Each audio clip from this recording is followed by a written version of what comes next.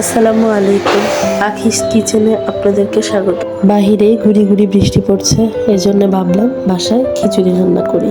যেমন ভাবে তেমন কাজ আয়োজন। সবজি খিচুড়ি, চাল ডাল একসাথে করে নিয়ে ধুয়ে নিব।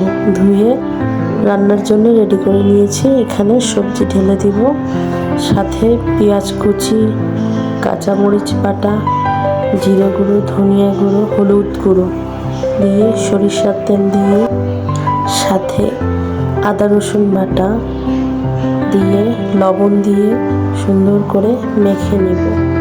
ভালো করে মাখতে হবে, যাতে সব কিছুতে মশলা ভালোভাবে মাখানো হয়ে গেলে পানি দিয়ে দিব। অনেকটা পরিমাণ পানি দিয়ে দিব, যেহেতু পাতলা খিচুড়ি রান্না করছি। 10 মিনিট এরকম রান্না করে নেওয়ার পর এরকম বালক হয়ে আসলে ধনিয়া পাতা দিয়ে সুন্দর করে আবার নেড়ে চেড়ে রেখে কিছুক্ষণ লো আছে রেখে দিন। খিচুড়িটা নামানোর একটু আগে কাঁচা সরিষার তেল উপর দিয়ে দিবেন, এতে ঘ্রাণটা অনেক সুন্দর হবে। এই তো রেডি আমাদের খিচুড়ি। ভালো লাগলে লাইক এবং সাবস্ক্রাইব করে দেবেন। আল্লাহ হাফেজ।